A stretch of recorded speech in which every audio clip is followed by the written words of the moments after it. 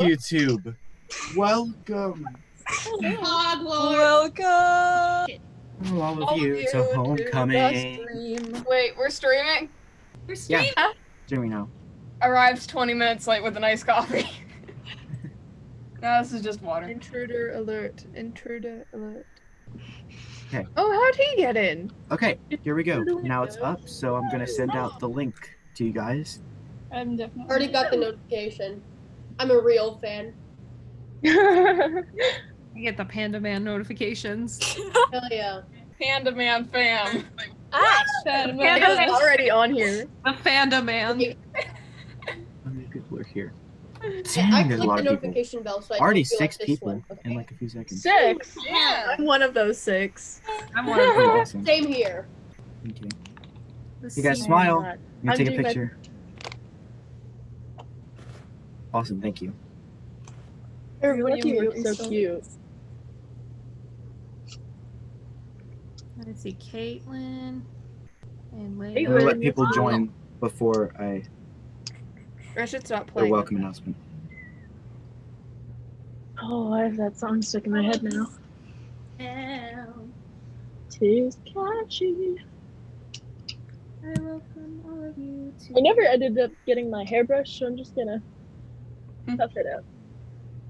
I have Beauties from Starship stuck in my head, but I can't tell if it's the Starship lyrics or if it's the Before the Night lyrics. Imagine. Just rapidly flickering between the two. Yes. Okay. So. People are joining. So. Okay, I think we can get started with the introductions now. So, hi guys, welcome to Homecoming, an original Hatchetfield musical. Basically, this started off like for fun, and then this actually became a thing, and we're super excited to show this to you guys. We're super proud of everyone. We're super proud of this cast. They've all worked so hard for this, and they're just amazing performers. So you're gonna see them do amazing things today. So Yes. you guys better appreciate the hell out of them. Love You you, don't- Alan. I'm You are still gonna putting love your you guys. expectations up way too high. Be very Oh, disappointed. please. Okay. Give me all your expectations. I want to disappoint you all. Yes, no! I would rather pleasantly surprise than disappoint. So Yeah. That's Yeah. true. Okay. So we are going to start with introductions. So I'm gonna start with me. Hi guys, I'm Alan. Hi, I'm one of the main creators of the show, and pretty much all of the music you're gonna hear is written by me. So yeah, it's pretty much original music. So yep. woo! I'm also doing stage directions. So Oh god. Hi. I'm Sinead. I think. Could I say I wrote the show? I technically Yeah. wrote the show. I wrote it. I'm filling in for Alice because I'm going to drop out, but I'm playing Alice. Woo! Fun. Yes. I'm terrified. Hello. My name is Julia Erickson. I'm playing Grace Chastity, and that is it. Oh, I'm next. Hi. I'm Calcifer. I'm playing Peter. I had no contribution in the writing of this, but people who did are amazing. So. They're so good. Truth. Hi, I am Ava, and I am from Austin. Don't do drugs, kids. Hi, I'm Nick, and I'm playing Brant and Dr. Mary. Woo! Yes. Yes, you are. Hi, I am Jessamine. I am the one who rickrolled you all. I am the evil ghost. Yeah, I didn't have any contribution to the writing of this aside from having multicolored hair. Let's give it up for that makeup, though. Like, look Yeah. at that. Popping off. Hi, I'm Emily, and I'm playing the nice ghost, which is the opposite of the evil ghost. Also, popping off with the makeup. Yes, me. I don't know if you guys can tell. You'll be able to see it whenever we're in gallery. But Emily and Jess are practically exactly opposite right now. As far as like color theme, Wonderful. hair, it is awesome. Oh God! Hi, I'm Amelia. I'm singing and being a principal today. I kinda helped with the creation. I just kind of threw out ideas to them, but they killed it. Like, I'm excited for this. Hi, I'm Ashley. I am playing the head cheerleader and a best student, both of which I am shockingly good at. But anyway, I wrote a song in this. Yeah, you did. Yeah. Oh yeah. So that's fun. Yo. Yes! Hey, sorry, I was eating shit. You were eating shit? You were eating shit? Shut up, Sinead! Andy, calm down. I'm playing like some tiny parts. I'm playing Deb as the past principal. I'm doing a voiceover, and I'm the coach. Hell yeah. Doing it. Yeah, hell yeah. Hell yeah. Okay, so that's your cast. I'm telling you guys, this cast is stacked. True. This is gonna be amazing. I'm telling you Like guys, a you're in good for a treat. stack of pancakes. Yes. Oh yeah. Don't forget this here. Okay. I want to put out a quick trigger warning. There are some themes of abuse, mental health issues, and a lot of death. But I mean, if you like Hatchetfield shows, then you're probably accustomed to the death part, so you should be fine. But still, just wanted to put that out there. And there's specifically one scene that gets a little intense later in Act 2. So I just wanted to put that out there. Like, we'd absolutely love your support, but if it makes you uncomfortable, please don't try, because we don't want anybody to be uncomfortable. So, yeah. I think that's everybody. That's it, right? I don't think I have anything else. So, cast, are you guys ready? No. Yes. No. No. I'm gonna do it anyway. Alan, I have to drop out. Oh. Okay, here we go, guys. Yay. Hope you enjoy Homecoming. Lights up on an empty stage. A tape recorder lies in the center. As if by magic, it starts playing. You remember me, right? Before all of this madness, of course. You went to my school. Of course, you probably knew me as that random girl who always got the good grades, or that introverted nerd with the glasses and the massive backpack who was obsessed with Star Wars. Believe it or not, the girl who started all of that was actually once my best friend. Alice and I, we always used to have sleepovers. We used to stay up at 3 a.m. playing video games, and our eyes were tired, but it felt like we were wide awake. Every now and again, we would giggle at something as stupid as the graphics, like a zombie would get shot in a certain way, or one of our characters would glitch through the floor. I remember looking at her one time, seeing the happy creases around her eyes and hearing the way her laugh sounded a bit ugly, but at the same time was the most adorable thing I had ever heard. I remember looking at her and feeling a warm feeling and just thinking, wow, she's just beautiful. I shook off the thought, but it kept coming back to me. I mulled it over in my mind and eventually came to the conclusion that I liked her, like a lot. I mean, what could I do? I couldn't not tell her. As I walked to school one day, I picked up a daisy. I handed it to her at lunchtime, and those creases under her eyes that I mentioned earlier returned. I cleared my voice and I spoke. I told her how I felt, and the happy creases under her eyes became shocked lines on her forehead. She jumped up, and upon realizing that everyone was watching, she pretended she didn't even know me.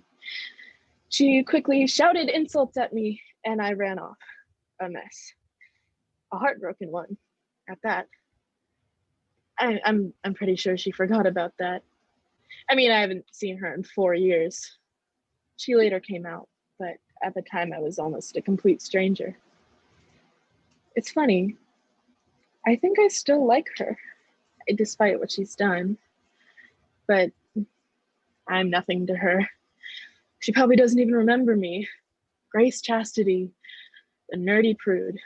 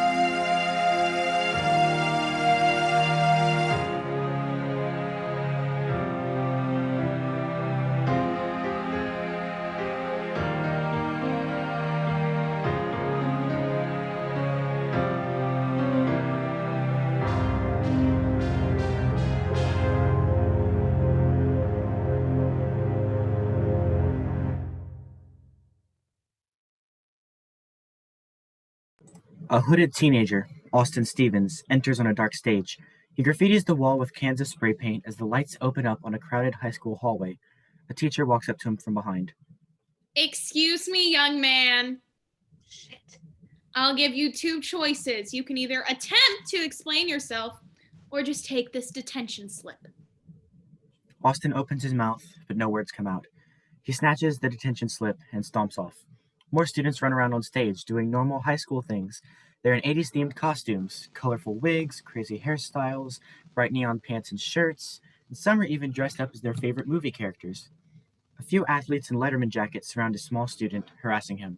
Someone screams as lights shift over to the other side of the stage, where a group of stoners, the Smoke Club, vape carelessly behind a dumpster.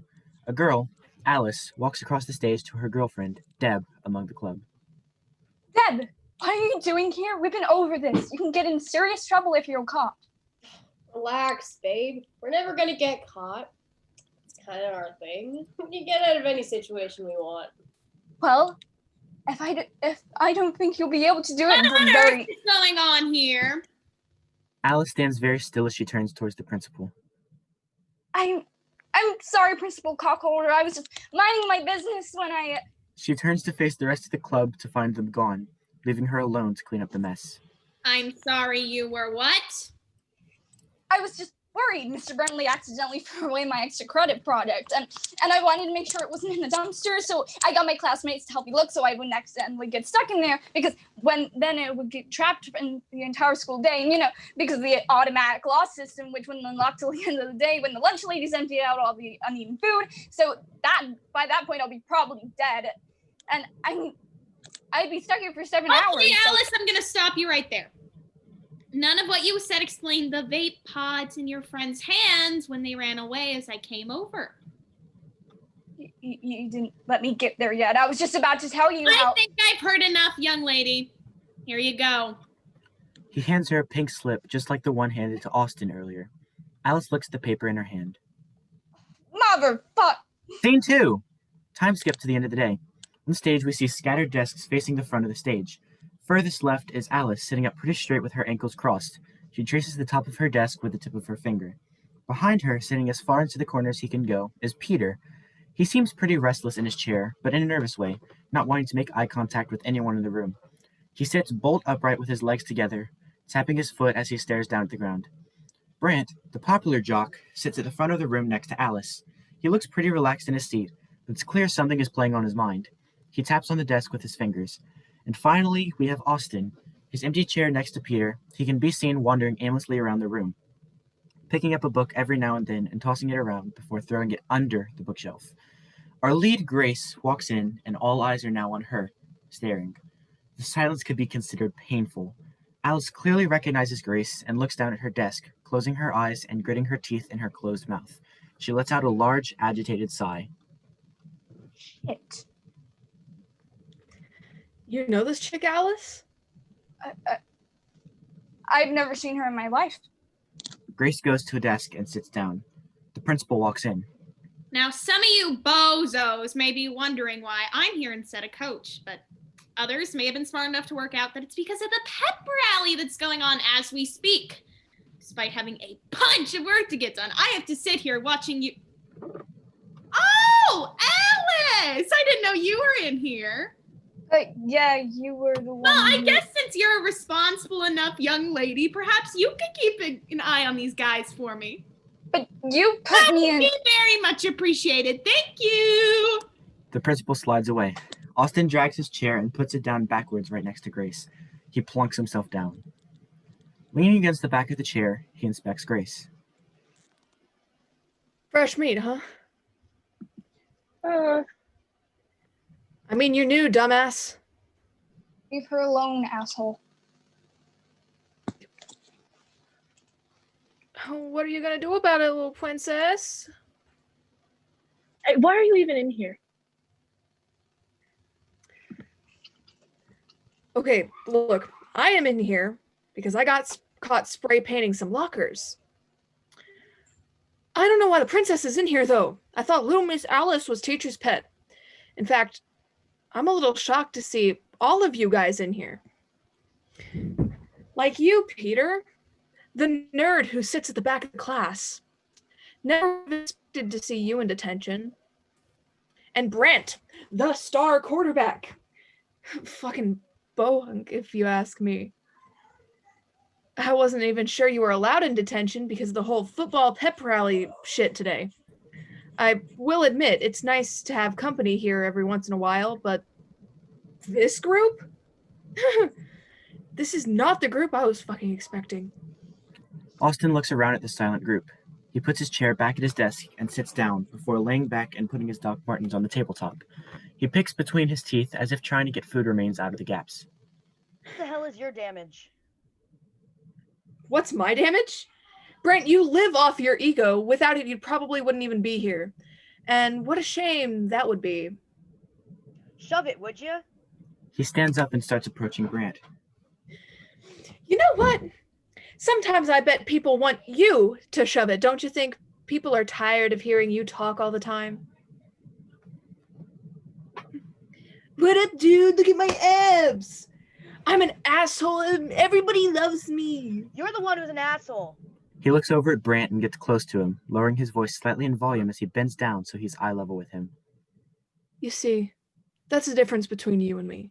You care so much what people think, but frankly, I couldn't give less of a shit about what people think of me. That is going to be your downfall. You're going to get so worked up about what people think of you, but nobody fucking cares. Brant gets up, quickly shoving Austin up against the wall. A box of junk falls onto the floor next to him from the impact. Cut it out! Austin mimics her quietly as Brant lets go of him, letting out a large breath. Grace and Peter start picking up the junk on the floor. Why aren't I so... He cuts himself off upon spotting something on the floor. He picks up a box that reads, Ouija, contact people from the other side. He looks around at the group, a smile of mischief on his face. Hey, airheads! What was that? Where did that music come from? I don't think you should be touching that. Oh, look, it talks! He bashes Peter's head with the box. Fucking squirt. Well, if any of you guys aren't complete total pussies, like our good friend Peter here, I vote we have a little seance. You cannot be serious. Oh, I am very serious. Scene 3. We see a woman on stage, her back facing the audience so her face cannot be seen. We cannot see the ghost, only hear their voice. Their face is covered with something. You don't know what you're doing. Ha! Don't know what I'm doing? I have waited years for this day, and it has finally arrived. I finally get to let those spoiled brats feel my wrath, and I am not letting you take that away from me. You know this isn't right. You don't show it, but deep down you do. I know you do, because if this isn't right, then what is? You're scared. Don't say that! But I only speak the truth. They go to leave, but the good ghost only stands to block them. Please, don't do this. Move. It won't change anything. I said move! The good ghost considers for a second before shaking her head. The evil ghost raises their hand, and invisible force moves her out of the way. They walk over to the good ghost, who's now on the floor, struggling to try to get up. You are weak, and I don't need your weakness to hold me back. They straighten up. Now, if you'll excuse me, I have a homecoming to attend. Scene 4. We find ourselves in a basement of the school. The group all walk in. Austin has the Ouija board box in his hand. Everyone looks around the basement, hearing a steady dripping sound of leaky pipes. I can't believe we're doing this.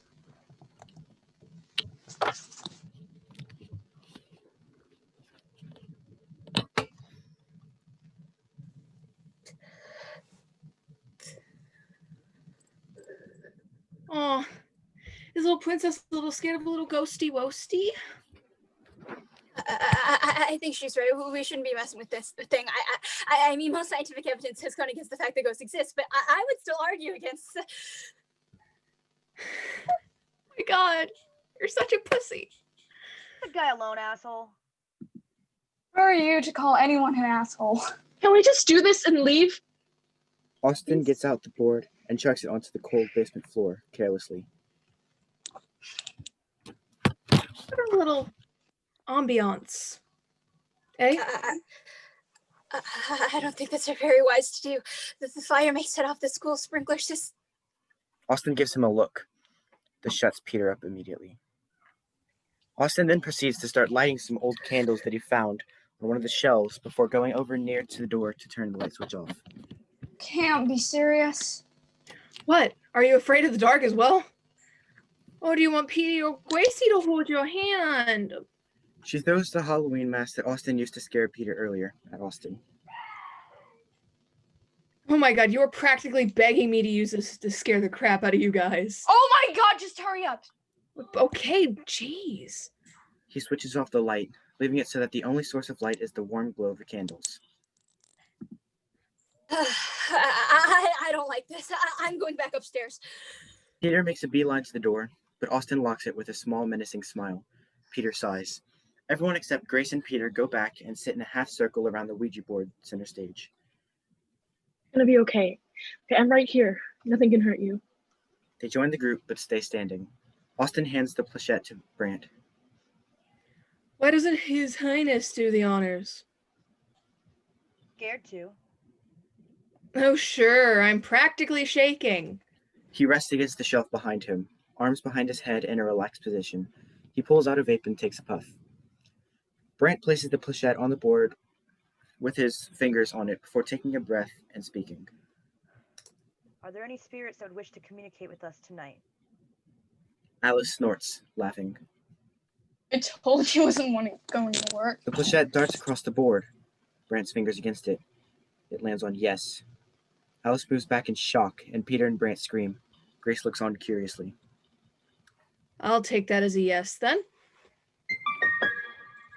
Can you not do that? The music is kind of creepy. What now? What do you think, genius?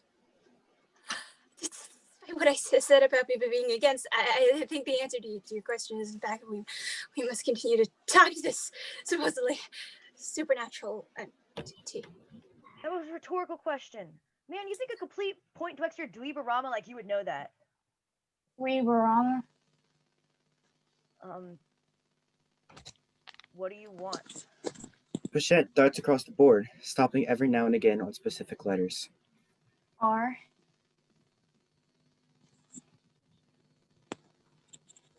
D.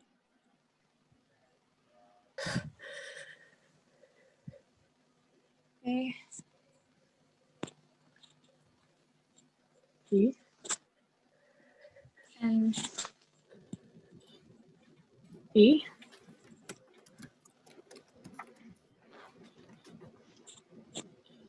G. E.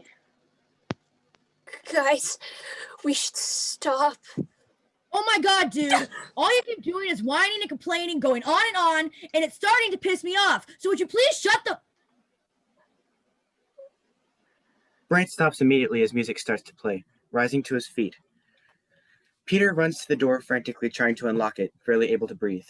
Grace and Alice both back away as far as possible from Brant, all while Austin carelessly watches, sitting on the ground with his vape, looking somewhat entertained. Brant stops moving, head down. Music stops. Grace moves towards Brant. Brant? Are you okay? Brant's head jerks up, causing Grace to jump back, making Alice jump, Peter scream, and Austin to laugh slightly. Brant's eyes are rolled back and his mouth moves, but his own voice doesn't come out. The music starts again. Well. Would you look at this? A group of daring teenagers cowering my presence. Some would say this is likely compared to a...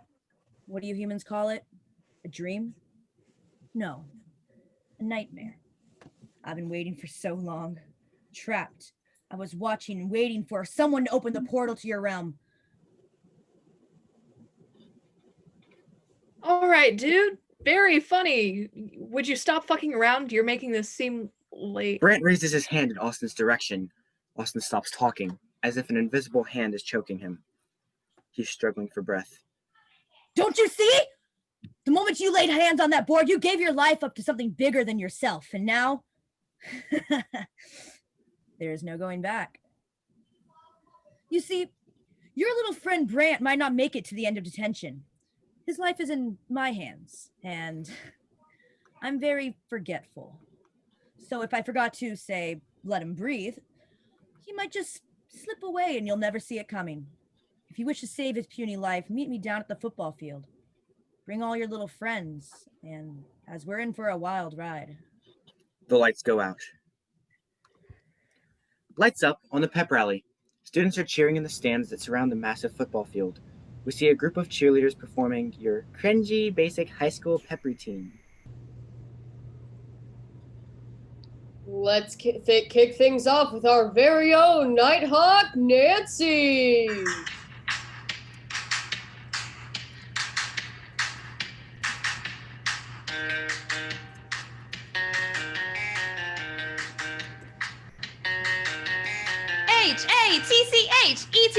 BRIELDNIGHTHAWKS. We are here to tell you that we are the best.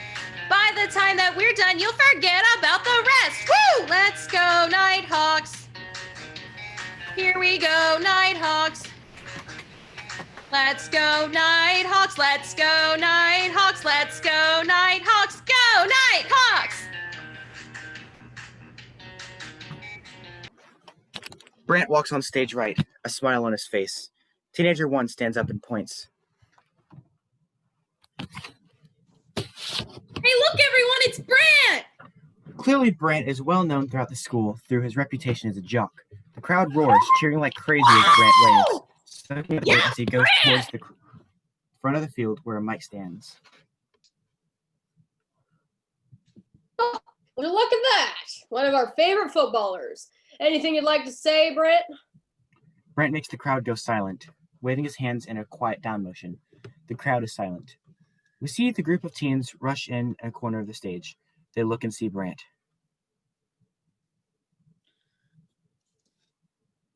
What is he doing?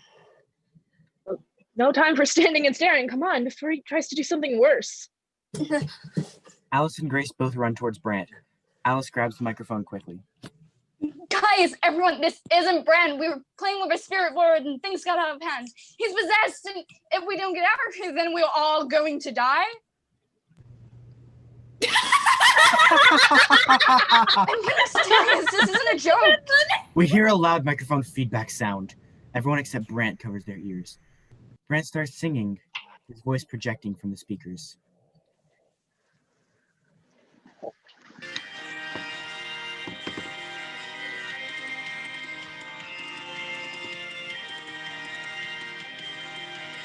Life has a simple plan. There are predators and there are prey. So we are here to make sure you don't see the end of today. Sure, you can scream and run all you like, but I was taught you're dead at 3 strikes. You will choke on your blood and you will all die as we take over your body. If you don't obey, we'll kill you anyway. This is going to taste so sweet. You won't be coming home today. I'm here for fun, so let us play. I never had the chance to prove myself after that dance, so I tucked away and hid from the light of the day. So go out and hide and never come out, but I just wanna ruin your fucking lives. We'll choke on your blood and you will die as we take over your body. If you don't obey, we'll kill you anyway. This is going to taste so sweet. You won't be coming home today. I'm here for fun, so let us play.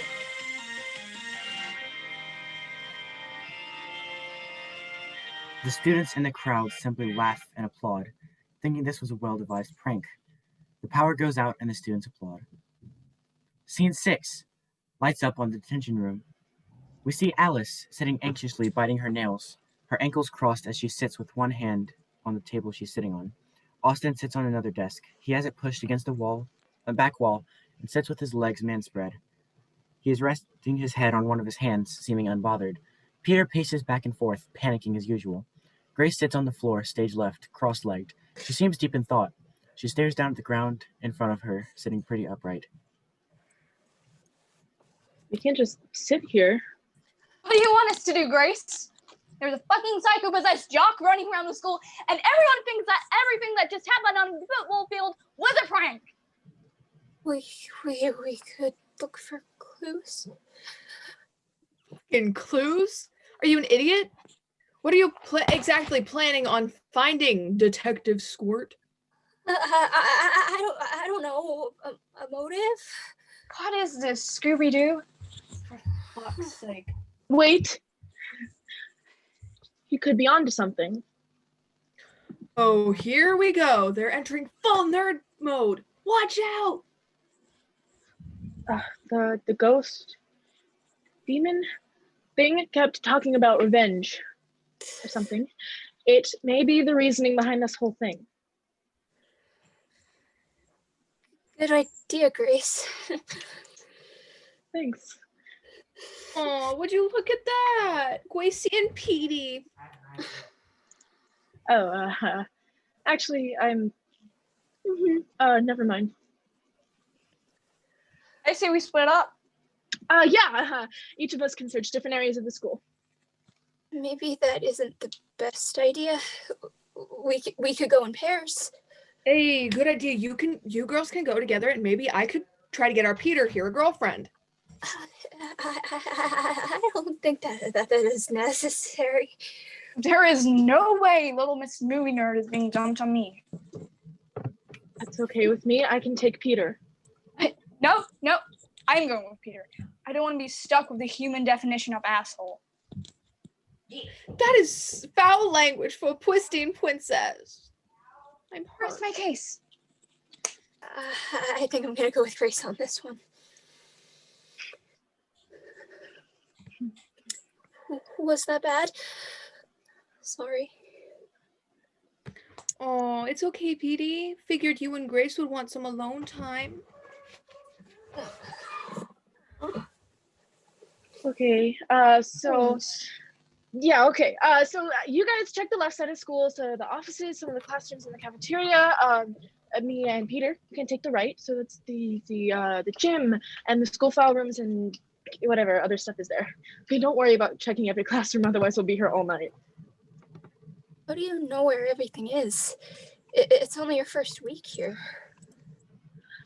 I didn't want to get lost, so I memorized the map of the school before I even got here.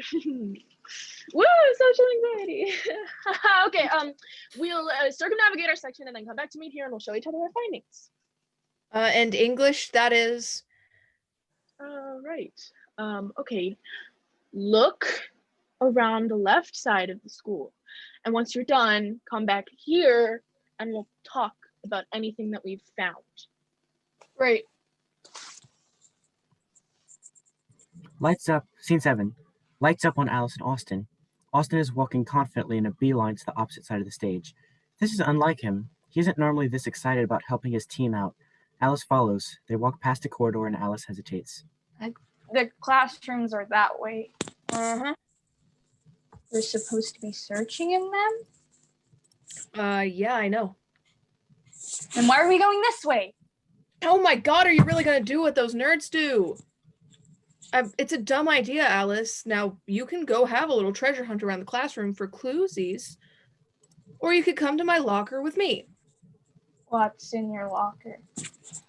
Liquid for my vape, dumbass. Oh my god. Of course there is. Why wouldn't there be?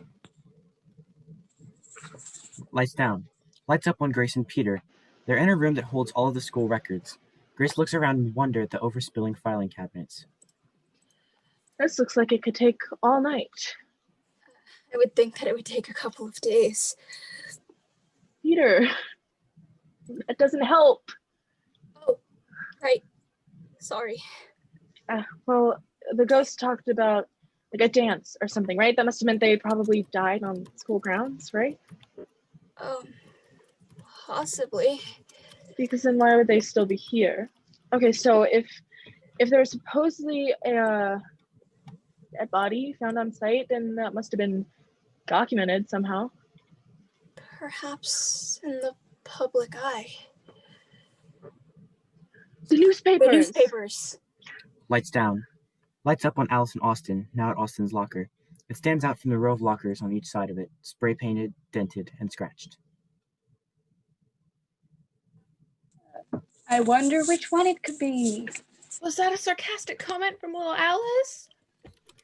Shut up. Open your locker, get your vape shit, and then we can go. Fine. Austin opens his locker.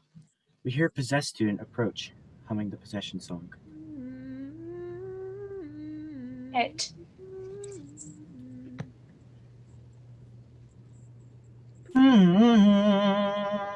Not the time! No. Great. What do we do now? Fucking know. Well, you're the smart one. But you're the strong one? Shit. You're right. Of course I am. Wait, Austin, don't say you're gonna do what I think you're gonna do.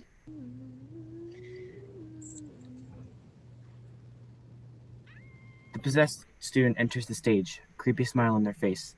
Austin lets out a large battle cry and charges at the student. Alice just looks disappointed. The possessed student simply raises their hand at Austin. He shoots back and crashes into the wall. He's held there. Alice hides.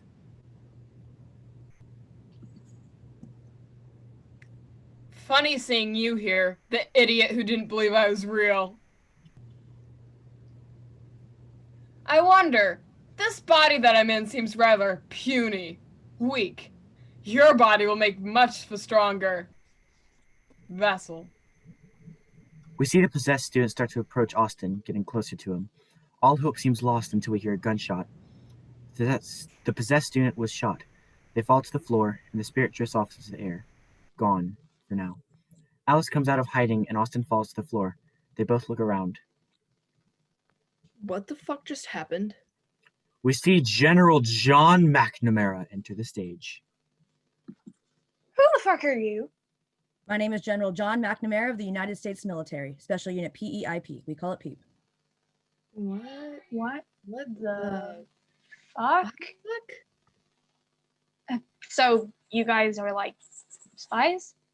We don't spy, miss. Only PEEP. That was a joke, miss. Our department handles crises of a certain nature, situations not unlike what we have here on your homecoming day. You see, kids, within the dimension you see are spiritual entities. Their presence is an everlasting mystery to us mortal men, and we must strive to understand their purpose and how they got into the form of being that we see them as. Through the Ouija board that was used, you youngsters summoned a spirit full of vengeance and hatred that is far more powerful than any human being. Okay, so you two are coming with me. We're going to put this right. No. We are not going with some random guy who claims to be from the military. What if you're one of those possessed things trying to kidnap us? You are a smart one, miss. I don't seem to have your name. Just call me Alice. All that miss stuff pisses me off. Okay, Alice. Well, there's no other way. You must come with me. Unless you want to risk the situation getting even more out of hand than it already is. How can we prove that you're not one of them? You make me sing the beginning of Moana, I will get out my gun again. I am not going to sing. What? No. Why would... Whatever. From what I can tell so far, this demon thing can only possess one thing at a time. So that means... They know everything that has happened so far from the moment that they went through that spirit portal. Maybe we can prove this fuck it. John, dude, isn't possessed by asking a couple of very specific questions about what happened tonight. Wow, I really underestimated how smart you are. Gustavo Princess! Okay, so... She turns her attention to McNamara, who's awkwardly standing there still. All right, Mr. Military Dude. Who was the first person the spirit possessed after going for the portal? How the hell am I supposed to know that, Alice? Exactly what a demon guy would say. Look, as you said, we don't have much time, so just guess. Sherman Young? What if he's just pretending not to know his name? I don't know. I take back what I said earlier. This is a dumb plan. I'm trying, asshole.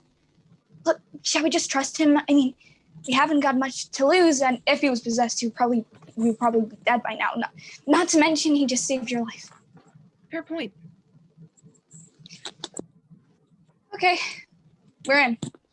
She reaches out her hand for John to shake. It's not something she would normally do, but she feels that it's appropriate in this situation. McNamara and Alice exchange a handshake. Great. Should we move these lockers before we go? You can do that?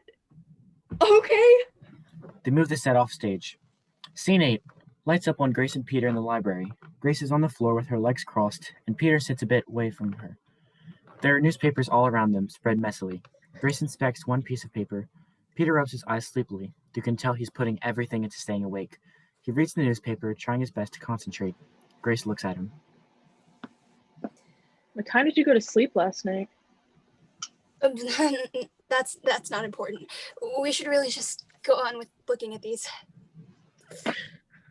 Peter. 4 a.m. I'm sorry, what was that? 4 a.m. Oh, Peter! It's okay, I'm not going to tell your mom or anything. What were you doing? Studying. Grace gives a look of understanding. She looks back at her newspaper, scanning it before tossing it on the floor. No luck. This could take all night. She sighs, laying back. She gazes up at the ceiling. It is clearly a while since it was painted. She can see the paint peeling at the edges. Just as she lays back on the ground, a newspaper falls off a shelf just behind her. It lands directly on her face. She picks it up and inspects it. After a while, her eyes widen in shock. She sits bolt upright. What's wrong? Do you need to use the bathroom? Because I do. Peter. Is it number 1 or number 2? Peter. Because I personally have a number. Peter! What? She taps him before handing him the newspaper. He looks at it closely, reading aloud. Hatchet Field, Homecoming from Hell. Wow. Original. Yeah, come on, keep reading. Okay, on Monday 16th, Hatchetfield High School faced a school's worst nightmare. A dead body was found on the school grounds. It appears the person found was killed not too long ago, estimated to have been there for just a few days. Investigators suspect that this victim was likely attending their school homecoming. This teen was probably just another drunk, spontaneous student. Their life was clearly lost to the active teen rebellion and misbehavior. We do not think that this student was a victim of murder. The principal of Hatchetfield High told reporters that he was truly devastated by the events that have occurred on the school campus. We hope that this death does not instill fear in our students. It was clearly just a silly mistake. Detectives have identified the body as a 17-year-old. Wait. There's a bit missing. They were all dismissive of the death. Something isn't quite right here. The walls start to shake. Peter screams. Grace looks around, trying to see if there's a logical explanation for this. Books and files fall off their shelves. Cabinets shake. Some drawers open and shut. Peter cowers, covering his head to try and avoid getting hit by the books. All at once, everything stops. The lights go out. Peter, okay, calm down, it's okay. Grace? Yeah? That's not my hand. It's my lower leg. Oh. Grace takes her hand off, quickly and awkwardly. Thanks for the thought, though. Now we can get these lights on. I hate the dark. We see the ceiling light up with a bunch of small white lights, like stars. Center stage, we see a small light, then another, then another. Slowly and surely, we see more and more lights appear, eventually revealing a woman in a nightgown. Peter once again screams, backing away.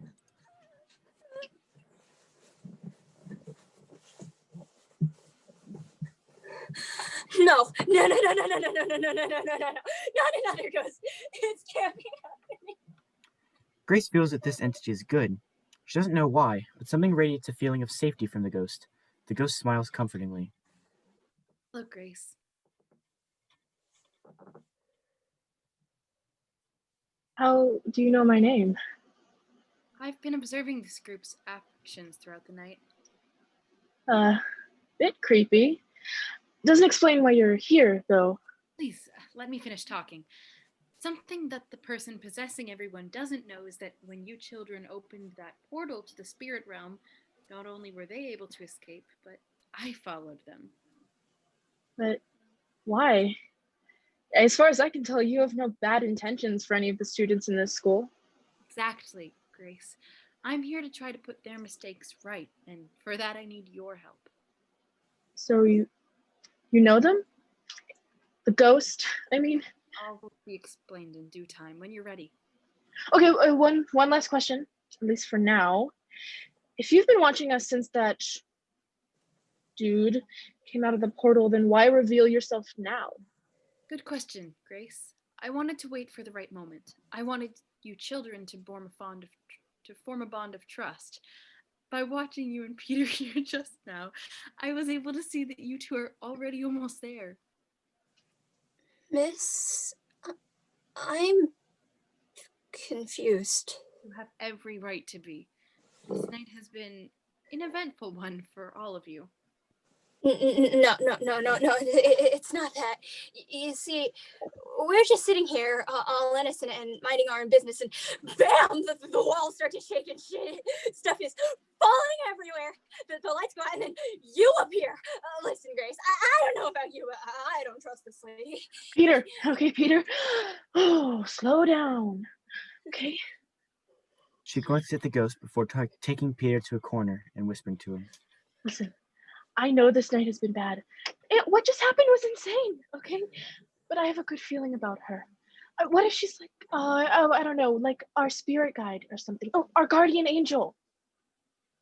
Grace, I believe that you are gay. I have seen the pride pin on your bag. Okay, why is this relevant right now? Oh, just because she's kind of hot doesn't mean she's good. It is not because she is attractive, okay? I just have a feeling, okay? A really big feeling, and it's staring at me right in the face, and I would feel like I'm betraying my conscience if I don't go with it. He looks at Grace, then to the good ghost. He takes a breath.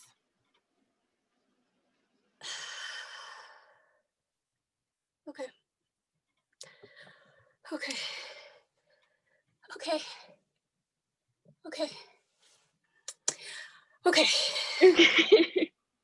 Grace laughs slightly as they follow Good Ghost, the lights dim.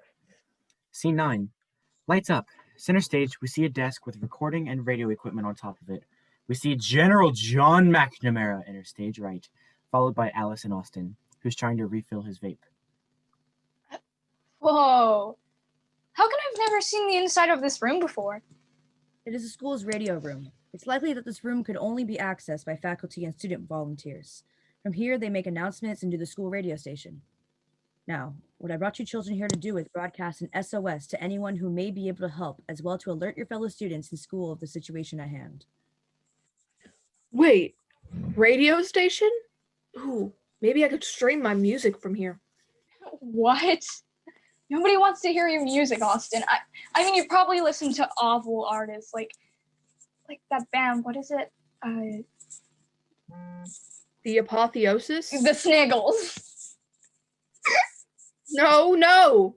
That music is for little kids. Besides, I'm talking about my own music. Your own? You cannot be serious. I am being serious. Children, can we discuss this later? There are more important things at risk here. All right. Sorry. What do we say?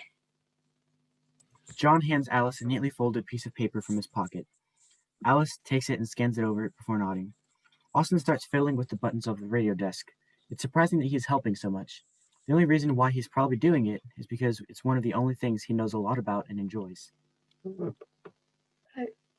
Austin, why are you helping us? Like I'm not complaining. It's great, but why? I'm not. If I figure out how to use this, then this mess that we call life is back to normal. Then I can stream my songs for everyone to hear.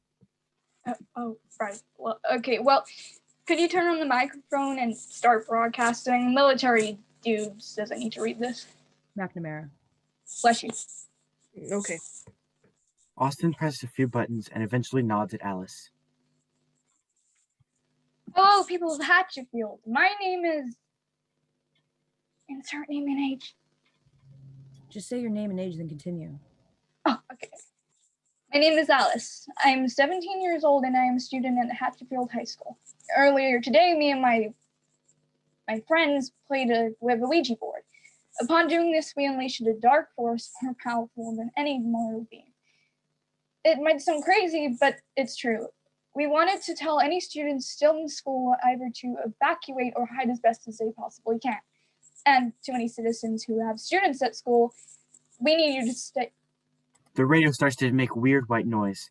Austin looks confused. Should it be doing that? Austin shakes his head, tries to get it to work. We see a single button on the desk click. The static stops. You fixed it? No, I didn't do any. Well, what a nice surprise. A whole radio broadcast just for me.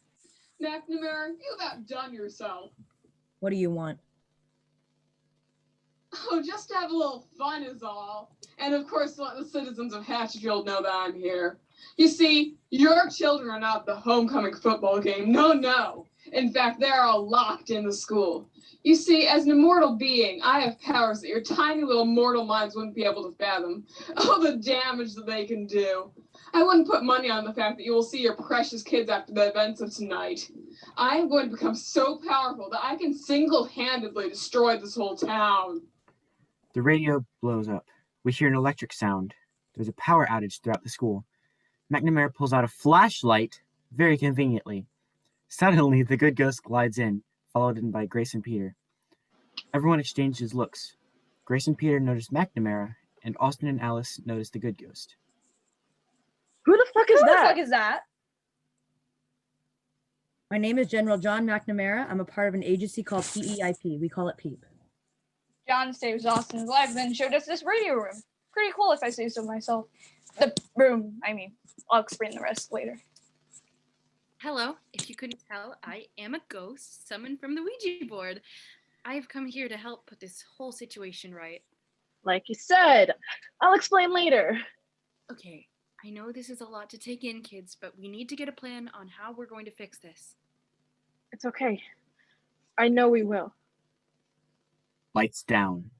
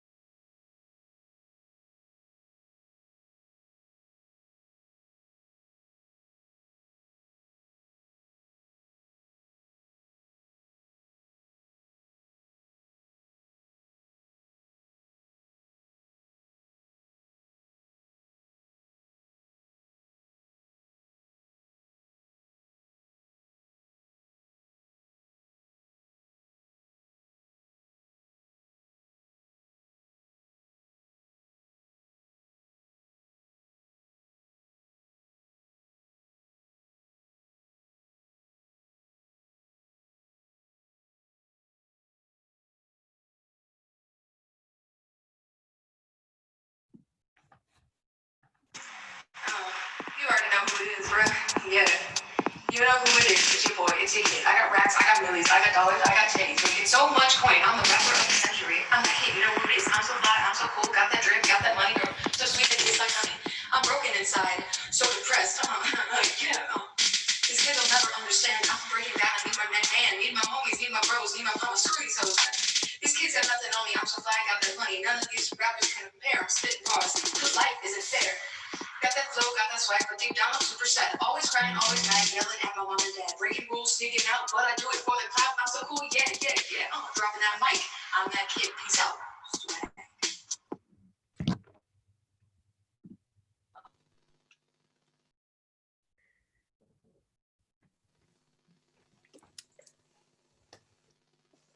Oh, pretty good, huh? What? The actual Heck? What? Did you expect me to swear? Well, my mom is strict. Even if she isn't here, I'm not going to do it. And I don't want to get in trouble in the habit of doing it either, just in case I do it in front of her.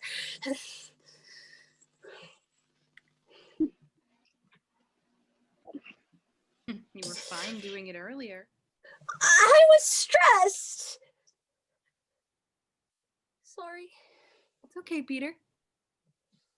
She smiles and then glances at a door on stage left before exiting. Wait, Lil Petey swore? Oh, I can see this night is changing us all. Yeah, it is. Like earlier when you tried to attack that possessed guy, but you were too much of a weak little baby. Wait, really? Yep, he was so scared. His big, strong guy persona was like completely gone. It was like, oh no, big scary man. Practically shaking. Alice, Grace, and Peter giggle. Austin goes to say something, but no words come out. He clearly isn't used to this. He slouches against the wall in a huff. The scene switches. On a higher platform, we see Good Ghost and John in the office, trying to devise some sort of plan. Good Ghost is pacing as John sits, seemingly weirdly relaxed. Can't just not tell them. You have to take into account that they're kids. John, they can handle it. Besides, they've seen way worse tonight. It's the only way to make them understand.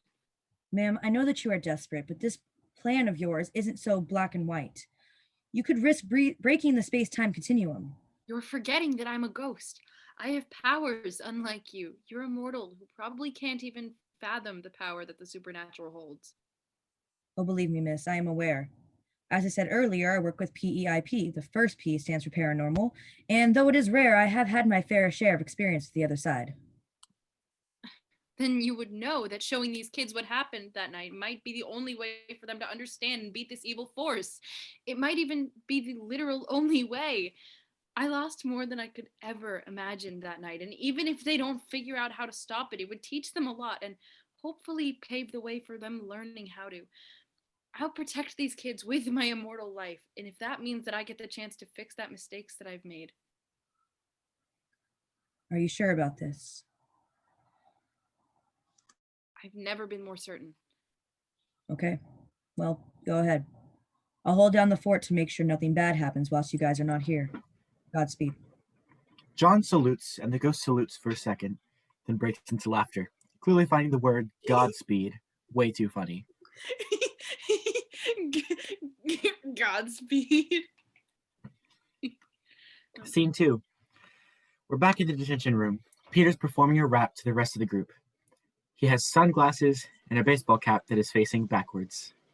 Austin's directing him whilst Grace is cheering him on. And Alice, well, she looks disappointed. Mic drop. Yeah, Peter, keep up the energy and the arms. Don't forget the arms. Yeah. Woo! Go Peter! Oh my god, make it stop. If we don't watch out, then there'll be 2 Austins. 2 Austins? Screw everything that's happened tonight. That will be the scariest thing I could ever see. No, next thing you know, Peter will be vaping. Their vape smoke combined will probably be enough to create some sort of fog cloud that fills the entire school. No. Good Ghost enters, confused and slightly terrified. No, Peter, you're supposed to say, yo. Yo? Okay, then. Well, I'm not even going to question it. Children, I need to tell you something. Oh, what is it? Well, when you and Peter were in the files room, you found a newspaper article about a teenager who was murdered at a homecoming dance.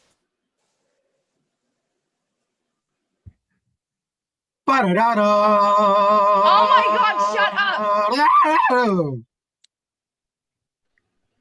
up! Yes? I'm going to take you back in time. Hopefully, it will help you kids to understand this whole situation a little bit more and push you towards defeating this force. I'm good. Thanks. Peter? I mean, judging from what you said, it's dangerous. And not only that, we could get stuck there. Oh god. What if we messed up the whole space-time continuum? Peter! Peter, I wouldn't be doing this if it only put you at higher risk. And if it helps, I've vowed to protect your children with every fiber of my being. Vowed? That doesn't mean anything. Saying that you're going to do something doesn't guarantee that you're going to do it. Peter, it's going to be fine. Okay, we'll be there together. It won't just be you alone. Well?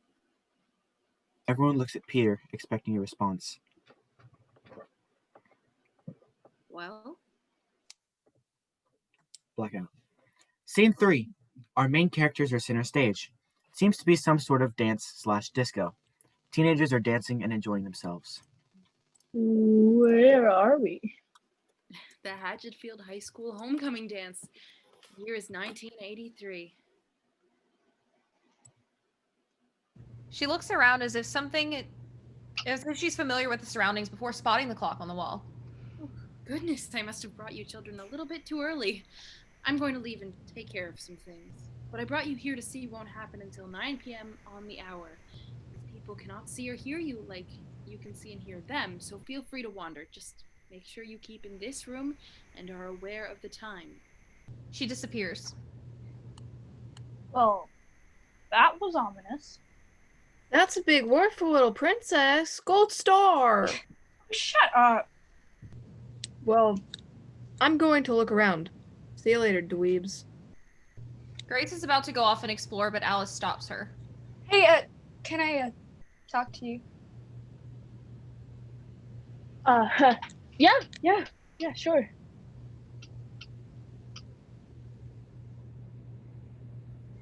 Hey, nerd. I need to speak to you about something. What? I mean, okay. Austin sits down, relaxing and laying back in the seat, and Peter stands in front of him awkwardly. Austin motions for Peter to sit in the chair next to him. Peter takes a moment to realize that Austin wants him to sit down.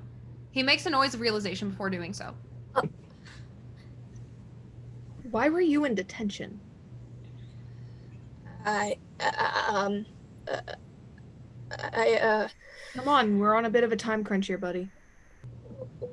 Well, I was running late. You see, the reason I was running late was that I had to finish my homework for AP Algebra 4.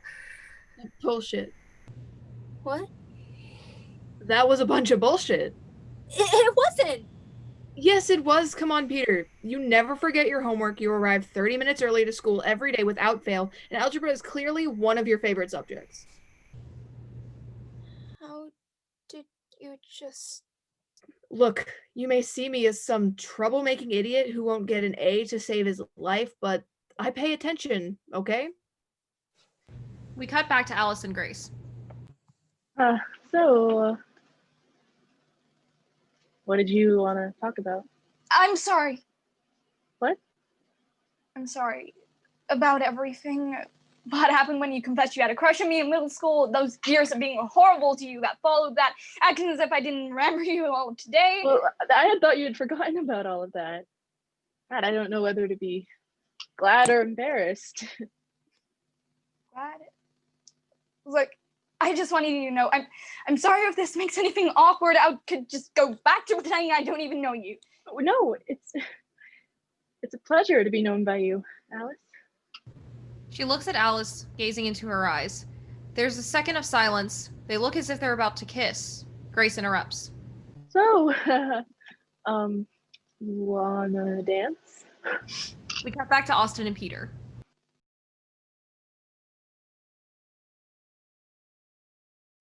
Are you gonna tell me, or are we gonna be sitting here all night? I punched Steve Kingsley in the face. What? No. You can't just leave that there. Tell me what happened. Now. Sorry, I'm just used to being in that threatening mode. You don't have to tell me. Okay, you definitely have to tell me. Look, I won't judge if you ask me. That sounds pretty badass. Really? Okay, no need to get big-headed. Come on, what happened? Back to Alec and Grace. They both stand dancing kind of awkwardly. Grace starts to get more confident and does dance moves that are wild and cringy and definitely haven't been used for a while. Oh yeah, I am destroying this dance floor. You haven't changed a bit. Is that a good thing or a bad thing? You tell me. Oh god, that means it's bad. I'm kidding. It's awesome. Yet again, we go back to Peter and Austin. So, there I was, walking into school. This group of kids started yelling things at me. The usual stuff, nothing that I'm not used to. When suddenly, one of the kids, Steve, starts to get close to me. That panics me enough. So, you punch him? No. He starts prodding me at first. Then another one of the guys tells him about when I had a panic attack in the class during a thunderstorm.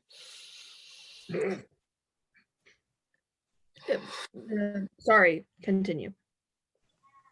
Right. Okay, so everyone laughed, of course, as you could have guessed. And then Steve starts talking about how I was scared of a little thunderstorm. Another kid gets this idea to bring out his speaker. It was one of those little wireless ones, and he put it on full blast, playing thunderstorm noises right into my ears. I cover them and try to gain my senses. Then the other kids start flashing their phone lights at me right in my eyes. My brain starts to feel overwhelmed. I can't concentrate. I try to count on my fingers. A grounding exercise that my mentor had taught me about. It only made them laugh more. Everything felt like it was closing in on me. And You punch Stephen Kingsley. Peter nods, eyes watering. The principal walks on center stage. Good evening, students. It's time for a slow dance. Would you please welcome our live band, the Sniggles? Hi, everybody. We're the Sniggles. Our first song today is called Crash and Burn.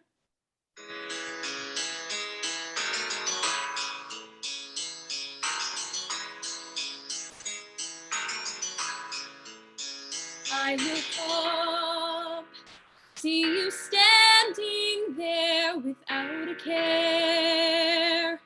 The whole world's alive, but we're still holding on.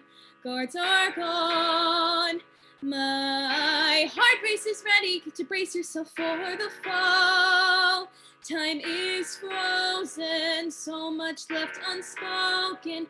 I feel like there's no ground left. I am falling hard and fast. Let's make this moment last before I crash and crack at your feet. I'm with you, you're with me, and even though it's on fire, you're taking me higher. I don't care if we bleed. Crash, crack, burn in your arms. I am free, and with the power of love, we'll be soaring see us burn. Crash, crack, burn. Without you, I would fall apart. I'll take this chance to admit to you that this time is for real. How I feel, it's no wonder I'm under your spell. I can't resist. I'm with you, you're with me, and even though it's on fire, you're taking me higher. I don't care if we bleed. Crash, crack, burn in your arms. I am free, and with the power of love, we'll be soaring above the world that wants to see us burn. Crash, crack, burn. Crash, crack, burn. Alice and Grace are now slow dancing. You cannot be serious. Why was staying the same a good thing? It's just, you seem so carefree.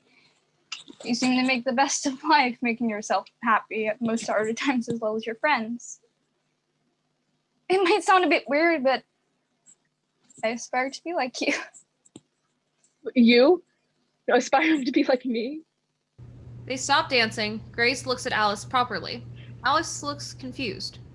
Alice, you are the most amazing girl I've ever met.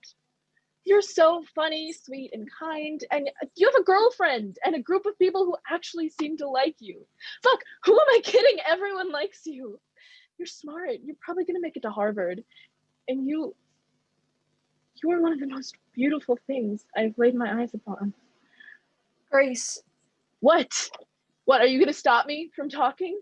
Well, no, you're not, because I have so much more to say. Your laugh is adorable. It makes me smile like crazy. And then when you smile, you can never see your eyes because you smile so big, and then you can see all these happy little creases on your cheeks. And the way you concentrate when reading makes you look so delicate. Like the way your eyes move across the page, the way you react when something happens in what you're reading. I can tell when I watch you, you are so content and happy with the world that's flowing through your brain as you turn the pages, just getting more and more observed in this fictional world that you're looking into, and you're everything I want to be. I love you, Alice. Grace and Alice look at each other. Grace goes in to kiss her, and Alice does the same. Just as they're about to kiss, Alice shakes her head, moving away. She runs off stage. What? Alice, wait! I'm with you, you're with me, and even though it's on fire, you're taking me higher. I don't care if we bleed. Crash, crack, burn in your arms. I am free, and with the power of love, we'll be soaring above the world that wants to see us burn. Crash, crack, burn. Crash, crack, burn. She goes to follow her, but feels an arm on her shoulder. Grace turns around. It's the good ghost. The stage is now fully lit and back to normal. It's time. Scene 4. Lights up, we see the small platform on the stage has been moved forward. On it stands the school principal, looking ever so slightly more fancy than usual. He actually shaved and his hair is gelled in place. If you were unlucky enough to walk past him, you'd probably get smacked in the face with the smell of horrible cologne. He stands at the center platform smiling with a microphone in his hand. The students are doing what you would expect them to be doing, singing, dancing, goofing around, crying in the corner, you know, the usual school dance. Ahem. Your attention, please. Getting tired and irritated, the principal holds the microphone to the speakers, causing feedback and making a loud, horrible sound. Yo, dude, that's the sound your wife makes when she comes over to my house. Very funny, Mr. Houston. But joke's on you. My wife died.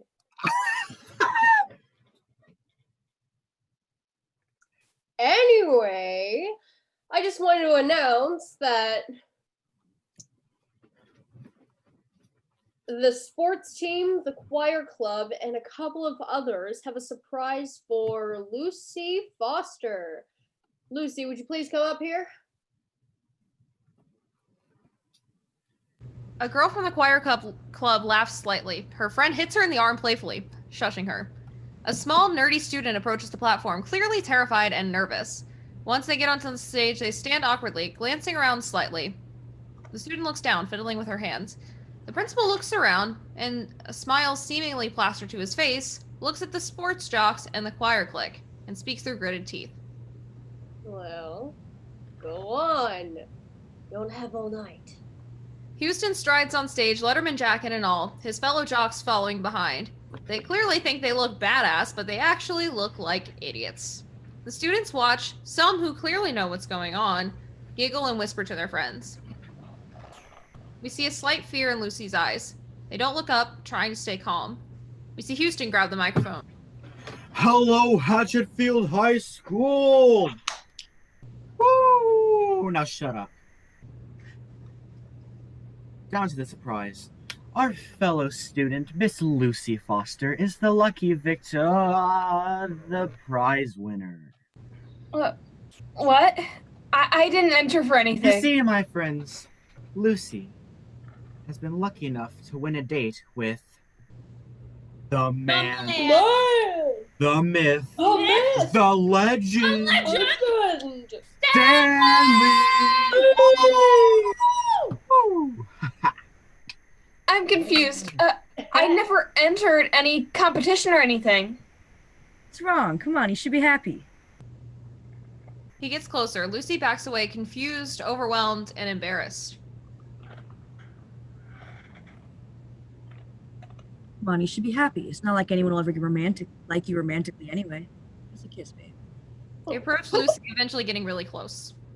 What the fuck? Get away from me! Leave me alone! Students laugh. Lucy runs off, still in a panic state. Grace follows, watching. Lights up and we're now outside the school. We see Lucy run in from stage left. Grace runs out behind them, watching. Lucy falls to her knees, crying. I'm so stupid, I'm so stupid. We see a young girl run in from stage left. Lucy, look, those guys are assholes. You don't get it! Get the fuck away from me, Janie! She hesitates, reaching a hand out and placing it on Lucy's back. Lucy shakes her off. Janie, I've had enough of this fucking bullshit. I don't need you to act all sympathetic with me, so just leave me alone. Look, I just want to help. Now! Jane steps away slightly. She runs off. Just in time for this, we see the gang of jocks burst out of the gym doors, laughing and hollering. They spot Lucy. Lucy surprisingly doesn't notice them, still crying on the damp grass. The jocks approach them before one drags Lucy up and pushes her against the wall. Haven't you done enough? Stanley slaps Lucy across the face. Oh, aren't I good, babe? Lucy's cheeks are now scarlet from both the slap and her own panic. She's practically shaking. Stanley grabs Lucy's face from under her chin and makes little kissy noises at her. What did I ever do to you? Well, let me start with... They throw Lucy to the ground. The jocks laugh and start beating Lucy up. After Lucy tries to fight against it, she's still screaming and crying, but starts to lose energy. After a while, one jock stops. Wait. Stop. Not moving. Should we stop? Shit. The jocks stop, looking down at Lucy's weak body, which seems to be almost completely drained of life. Shit. I think we almost killed him. We should probably leave, dude. I'm not getting arrested for a stupid prank. Good thinking. Shit! They all run off stage left. Young Jane walks in.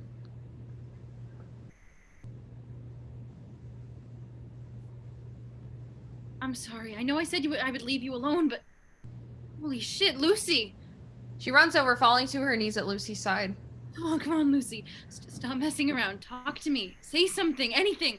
Call me an idiot. Tell me to leave you alone. Here, punch me in the arm like I made a stupid joke. Come on. I'm sorry. I pushed you away.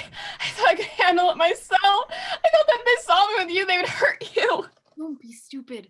None of that matters now. We've got to get you an ambulance or something. No, it's too late. Just stay with me, please. I just want to hold your hand. I just want to make up for all those missed times of being with you. The times when I refused to walk home with you, or the times when we could have been partners in class, or we could have performed together at the school music concert. All because of how scared I was for you to be seen with me, in case they hurt you too. Don't talk like that. I can't let you die like this. Janie's gonna be okay. Lucy gives Jane's hand a final squeeze before her body goes completely limp and lifeless. The scene freezes. Lights up on Grace, now with the rest of the gang with her. Present Jane places a hand on Grace's shoulder. I lost her that night. I blamed it on myself ever since. I could have been there for her. If I had known it was this bad before it was too late, I would have helped. I would have stayed on the phone with her till we both fell asleep, despite the massive phone bills. I would have made sure she took care of herself, checking that she was eating and drinking, at least at school. I would have tried to make her smile each day, just to make sure she felt at least a small bit of serotonin in the course of 24 hours. I would have taken her on long walks and made sure she vented to me if she needed to, but I didn't. And now it's come to this. Wait, you're Janie? This isn't your fault. You didn't know. I should have known. I'm sorry. I shouldn't be yelling at you kids, but now this is the only time I can make sure everything is put right. You children are the missing pieces. I know you all can fix this mess that she's created. I can help you. It's my problem too, and if I do this, I can stop feeling this massive weight of guilt upon me and fix my foolish mistakes. She's not a bad guy. She's not the villain, trust me. She's doing this out of pure hate and fear, and she just wants to finish what those heartless boys and girls started. She sees it as winning. I should probably take you kids back now. I think I've explained pretty much as I can.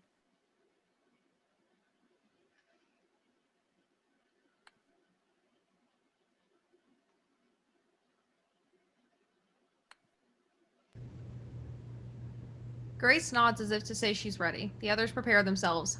Blackout. Scene 5. Lights up and we see General John McNamara facing the back of the stage and the group over at stage right. John, we're back. He doesn't answer, still facing the wall. Austin throws something at him and he doesn't flinch. Hey, Airhead. Lady's talking to you. We see John turn around slowly, an evil glimmer in his eyes. He makes his way closer to the group. You didn't listen to me, did you, Janie? You thought you could be the hero and save the day. Well, look at me now. The longer I stay in this realm and the more bodies I possess, the stronger I get. Soon I'll be powerful enough to single-handedly destroy everything that those puny children have ever known. I'm going to stop you, Lucy. I don't care what it takes. You have no right to hurt these poor kids. Right! Lucy, please, this isn't you. This whole idea of revenge isn't going to do you any good. What's it going to change? Lucy, I can't change the past, but if you don't stop hurting these kids, I'm sure they won't hesitate to at least try and finish what you've started. There is no way any of those puny little kids can stop me. Children, go now. We can't leave you with him. Honey, I'll be fine. You guys need to get out of here before something bad happens. I'm not a mortal being of flesh and bone. My body's impossessible. Grace looks at the others. They all consider for a few seconds, exchanging glances. Alice nods at Grace and they run off. Lights down. Lights up on the radio room. We see everyone run in, Austin last. He slams the door behind him. They're all out of breath. I hated that. You're all idiots. Excuse me? I said you're all idiots. I'm sorry, but is this really relevant right now, Austin? Yes, it is. I am sick of this whole running and hiding bullshit. First of all, it's making us look like total pussies. Second of all, if we keep doing that, we have no chance of beating this guy. We're just waiting around like a bunch of morons, waiting to get possessed and die. You guys keep telling us what to do, and every time we've almost gotten killed, and it hasn't helped the situation. Austin, Grace suggested we go investigate, and that got us somewhere. We found out why this whole thing is going on. Come on, buddy. We've gotten this far. We can't give up now. I'm not giving up, Peter. I'm facing this mess head on, and maybe it'll actually get us somewhere. The only place it's going to get you is underground, 6 feet below, with your mom crying at your grave. You don't know anything about my family, so don't act like you do. There's a brief pause. Some characters exchange looks. Eventually, Austin reaches for the door handle. Austin, please. Peace out, assholes. He runs off stage left. The characters left look at each other worried. After a few seconds, we hear a gunshot. Peter looks to stage left, his eyes wide. He looks back at the others and shakes his head in disbelief before running off stage left, following Austin. Blackout. Scene 6. Lights up. We see Austin on stage, bleeding out on the floor. Peter runs on from stage right, calling for Austin. Austin! Austin! No.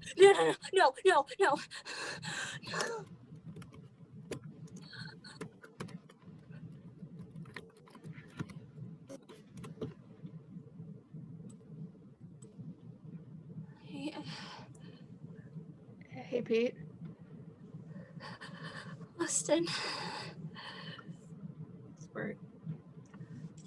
You idiot! Oh my god. I know. Hey, I guess I'm the moron now, huh?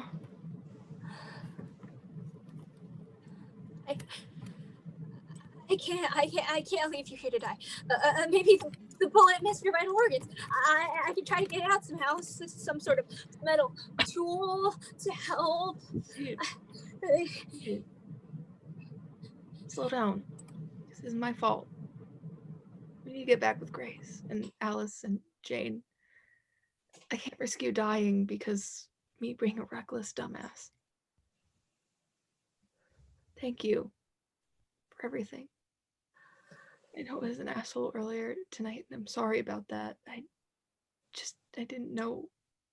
I didn't mean a word of it, and but I want to thank you even more for is when I wanted to talk to you, you didn't run away. You didn't make some excuse not to. You sat down and you gave me the chance to listen to you. By doing that, you let me have the first real conversation I've had in a while. Home life is tough. Normally sitting at the dinner table and eating till the end in a fight. You have no idea how grateful I am to be able to listen to you talk without feeling the need to shout or not talk back. That may have been the last real conversation I've ever had, but I'm glad it was. I wouldn't change it for anything. And finally, thank you for being one of the only people I've ever had the privilege of calling a friend. I love you, little squirt. Austin ruffles Peter's hair and smiles. Peter laughs sadly, his eyes watering. Austin stops talking, his hand falling back down to his side. His expression changes. Alice and Grace run in, relieved that they've found Peter. How'd it go, Peter? We can't leave Austin. He's going to die, Peter. Peter shakes his head, not answering. His breath becomes more panicky. Everything seems to be going a million miles per hour around him before everything stops.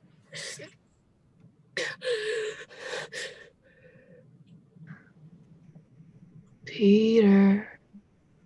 We see Austin reach for Peter's face, placing a hand on his cheek. They look at each other for a second. Beat change. Austin smiles creepily.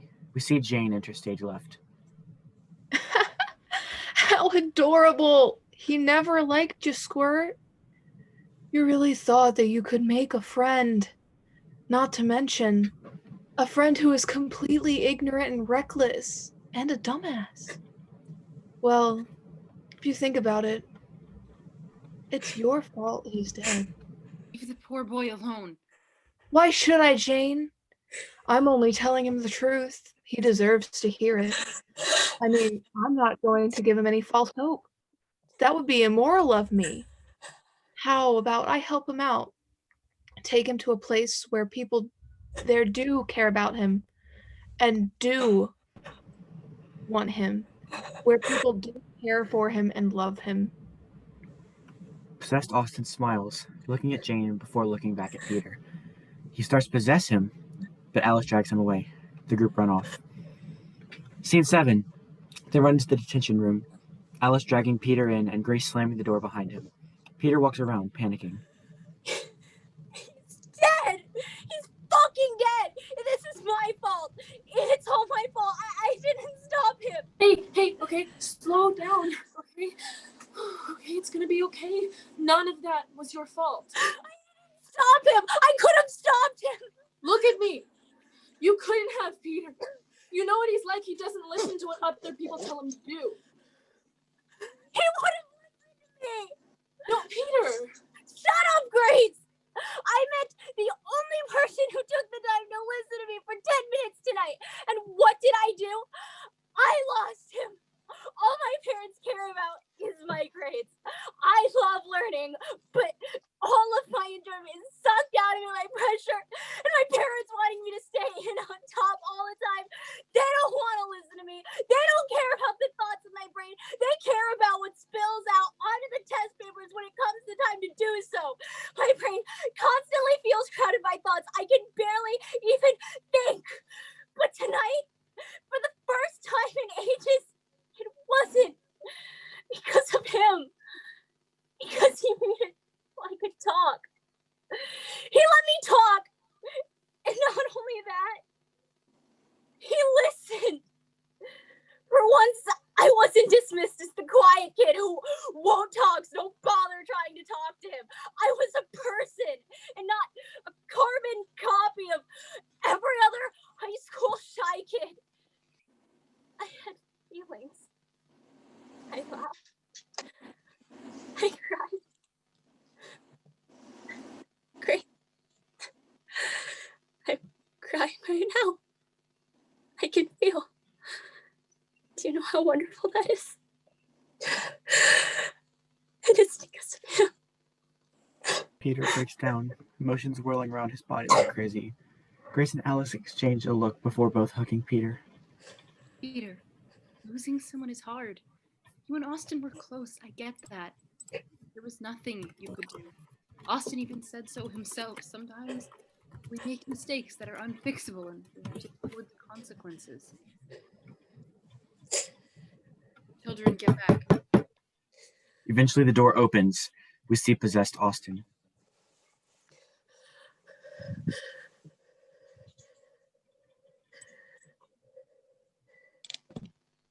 Knock, knock. This is getting out of hand, Lucy. Haven't you done enough? The fun has only just started, Janie. You can try to stop me. The key word there was try. Why, you won't even come close to stopping me. I am growing more and more powerful by the second. Hey! Hey, asshole! We see Peter. He still looks like a mess, but now he isn't just a mess. He's a mess with a gun. This is just too cute. Look at the little hero come to save the day. Child, you are staring a powerful immortal being directly in the face, and you decide to pull out a gun? Peter, you are not thinking clearly. Put the gun down. No! This fucking bitch took away the one only person who has ever cared about me. Oh, this just keeps getting better than better. Peter, listen to me. Pass the gun here, now. I said no! Alice approaches Peter. They wrestle over the gun. Peter tries to clutch onto it as hard as he can, using all the strength in his body. We hear a gunshot, followed by a second. Possessed Austin was hit in the head. Alice falls to her knees, the air blown out of her body from the impact of the bullet. She looks down and sees blood dripping from her stomach.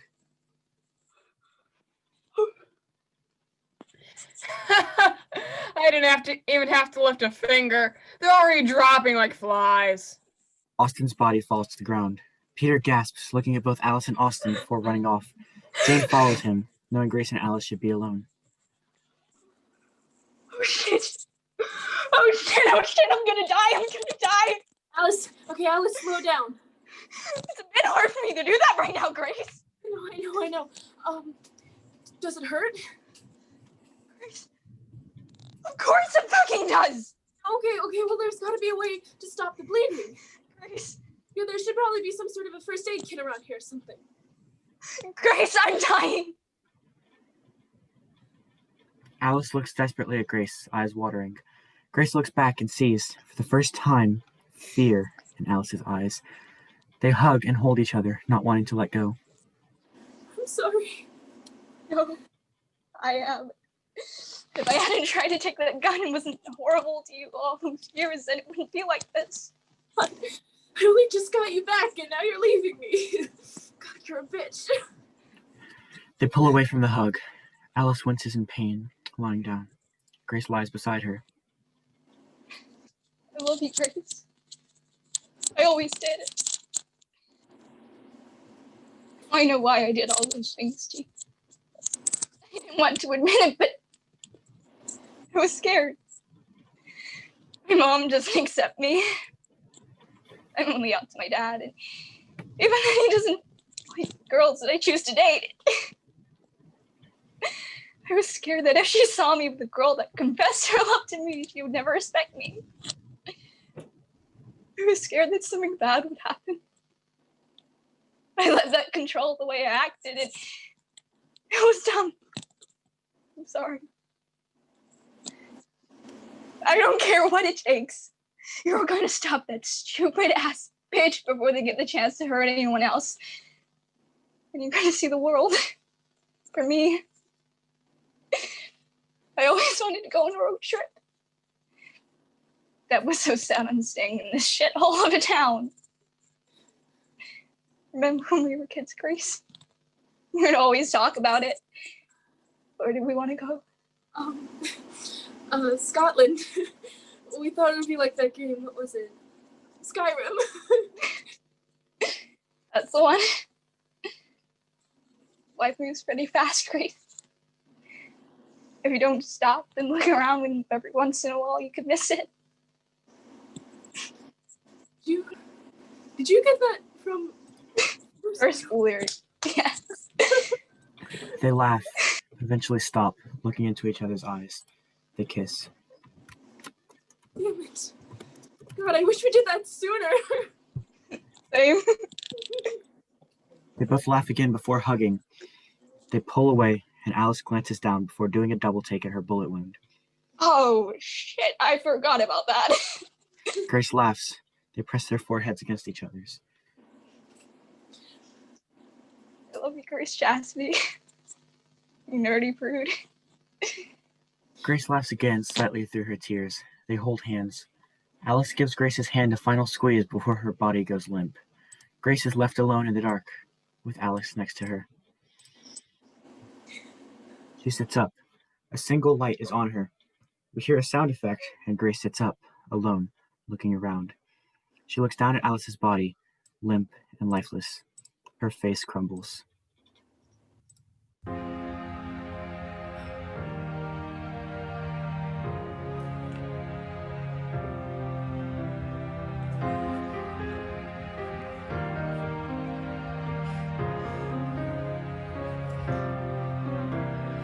Who the hell am I to save the world from evil?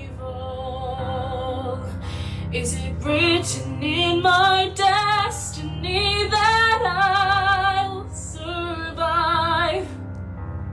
What has this day become? Will I even get the hell out of here?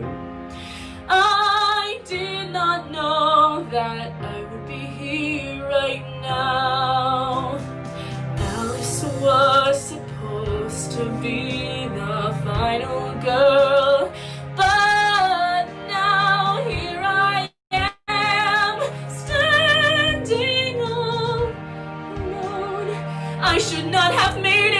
because here's the truth. I will never be the final girl.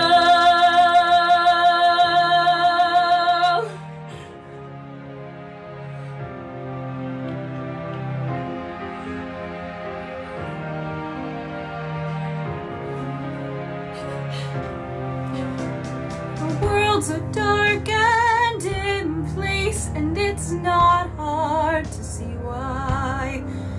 But you've got to keep in mind that all will work out in the end. You started the night as strangers, not even knowing who you all were.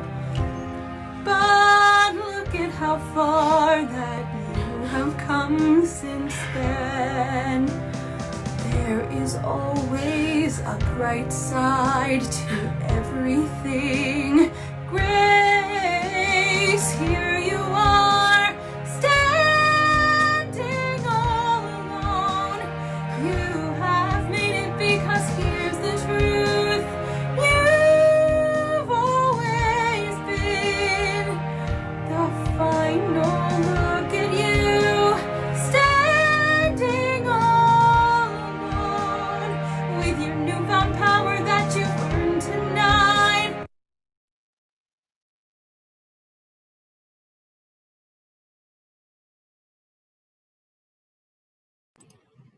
Excuse me, folks. We are having technical difficulties. Please give me a minute to figure this out. Technical difficulty. Okay, I'm sorry, guys. I have no idea what is happening. Alan, I believe in you. You got this. Here. And I said, that's not a camel. That's my That's wife. my wife. Wow, it's a light in the mood. Hey, what did Ariel see? What did Ariel say when she saw a centipede? What did you trade? Whoa. Oh my god. I'm so sorry, guys. I don't know what's going on. Okay, I could go all night. I messed with you. Nice.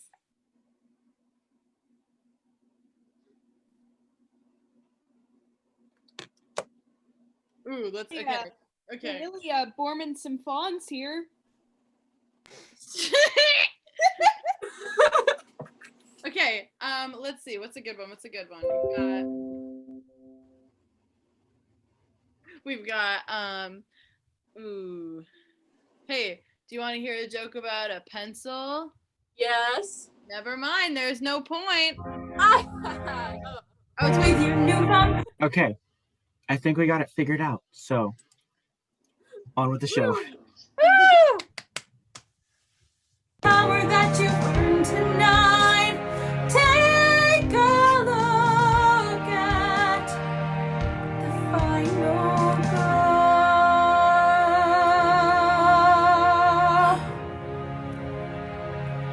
The final girl.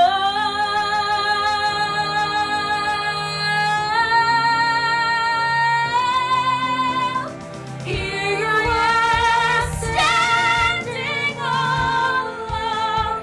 I have made it because here's the truth. I've always been the final look at me, standing all alone with your newfound power that I've earned tonight.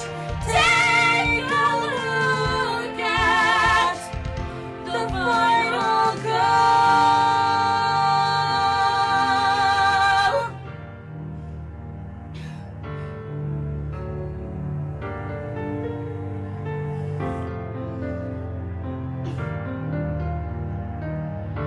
The final girl.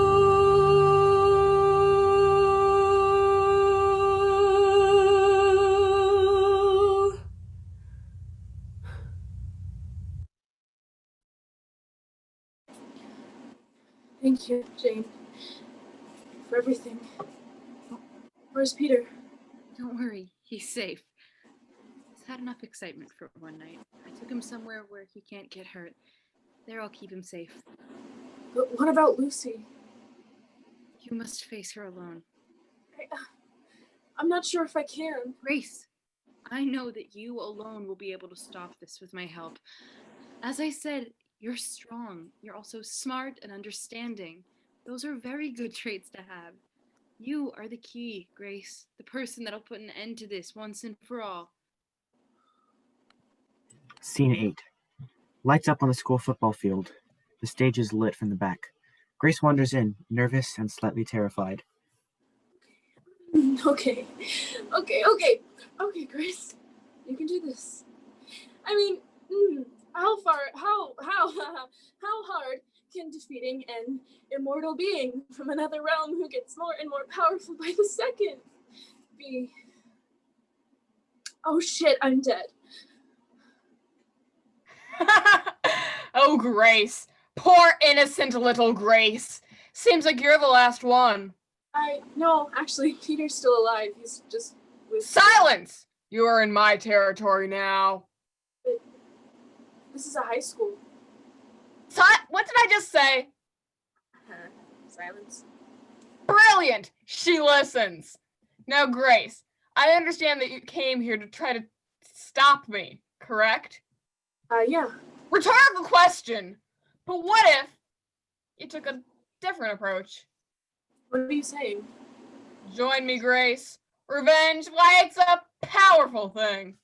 Think of all the people who've ever wronged you, begging for mercy at your feet. Isn't that such a wonderful thought? No. Hey, what if someone else was in my position? I don't know if I would be the enemy in their story. I don't know what's going on with their lives that could push them to the point where they tried to make my life a living hell. I'm not going to punish someone for the actions that, may not have even had anything to do with them. See, this is the difference between you and me. But if you join me, not only would you get that, you would get her. Alice walks in, a smile on her face. Hey, Grace. Alice? No, this isn't you. It can't be you. You're dead. Well, come on, Grace. Don't be so stupid. This is our only chance. Don't do this. You'll be free with me. It'll be like old times when we used to have sleepovers, play video games. I know you like that. But it wouldn't just be that anymore. We'll be free to love each other. Our homophobic parents won't be around, and we can hold each other close. Don't you want that? I do, Alice, more than anything. What's stopping you, silly? Maybe a minor complication that you are not Alice. Grace kicks Alice, who screams at her like she's some sort of demon. Grace! As they wrestle, we can hear psychotic laughter and see flashing lights. Scene 9. Lights up. The stage is a galaxy.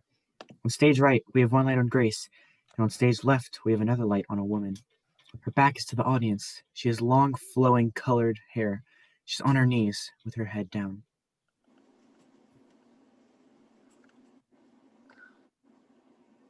Grace gets up and looks around, rubbing her head as if she was hit, or if she has a headache.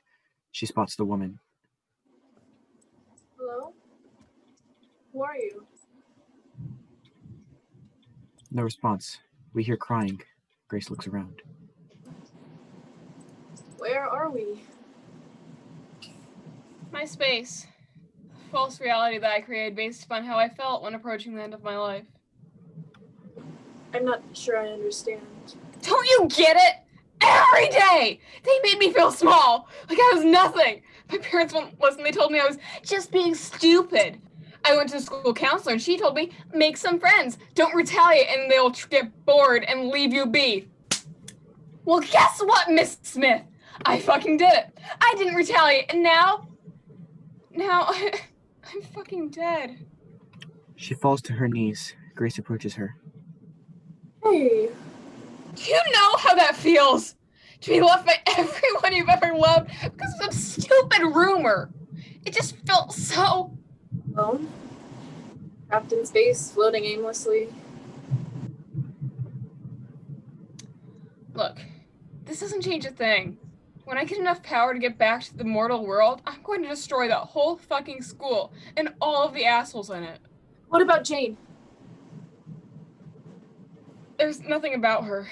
She couldn't give less of a crap. She wanted to help you, but you only kept pushing her away. I was protecting her. If anyone saw her with me, they would hurt her. You're hurting her now. All of this isn't going to fix anything. You're only doing this because you're afraid. You want to finish what they started. You see it as you winning. Nothing about this is winning. Trust me. You're only making the people who love you hurt like you did. Feeling the pain that you felt. And for what? But to prove yourself, to get payback? Those people may have hurt you. Those people may have made you feel as if you were worthless, alone, and unlovable, but who cares? You had Jane. She saw something in you. She didn't want to give up. Well, she did. We all make mistakes, Lucy. Sometimes we can't put them right because we don't have the power to. And the best we can do is try to listen to each other and be mindful. Jane loved you with all her heart. She didn't want you to hurt the way that you did. She didn't know what to do. She tried her best to put it right when all she needed to do for you was to listen, talk. Communication, such an important thing that is often overlooked. But once we get all this traffic jam of thoughts out of our head, then we can think clearer and find a solution for any mistakes and problems that we may come across. Those guys were assholes. Okay, what they did to you was unforgivable. You were just a kid. Your life shouldn't have been taken away like that. But doing something unforgivable in return isn't going to fix that. Life is a mess, but we're only human. Man, if I could go back, I would fix so many mistakes. But if those mistakes weren't made, then I wouldn't be the person that I am today. So what now? Just try to put all of the things that you can right. You can start here. Hey. So sorry, Jane. Okay, I've got it. She holds Lucy in her arms, hugging her tight. How can you ever forgive me? Oh, that's a tough one. Jane smiles and opens up the hug to allow Grace to join them. Thank you, Grace. For everything. Hey, all I did was listen. She smiles shyly and the two ghosts laugh. The ghosts look at each other and nod as if knowing what to do. Grace, you are so strong, brave, and resilient. You may not realize, but you've helped keep the balance of our universe. With the both of us not present in this here realm, the fabrics of the universe were close to collapsing. And now to keep it at peace and undisturbed, we must become one being. The sun and the sky are united, and now we must exist as one single entity. To keep the balance of this dimension, to keep everyone else, including you, safe. And that's a big sacrifice to make, Grace, but we're ready. We know what needs to be done. They let Grace out of the hug. Grace steps back, watching with a melancholy smile. Ready? Ready as I'll ever be. Jane holds the sides of Lucy's face and looks into her eyes for the last time. They touch foreheads, and we hear music. They spin, laughing. The lights get brighter and brighter, and all we can hear is laughing and the music. Lights down. Scene 10. Lights up. We see Grace and Peter lying on the grass, bodies in opposite directions with their heads positioned beside each other. They're on the football field. It's the end of the night. The sun is rising. We hear them talking. I'm pretty sure she forgot about that. She later came out, but at the time I was almost a complete stranger. It's funny. I think I still liked her, despite what she did, but I was nothing to her. I thought she didn't even remember me.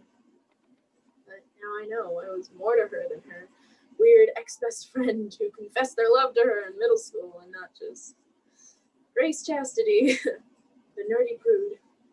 Man, coming out to your best friend in middle school sounds tough. Well, it was. I got through it though. And since we got through this night, pretty sure we can get through anything. Like? Oh, I don't know.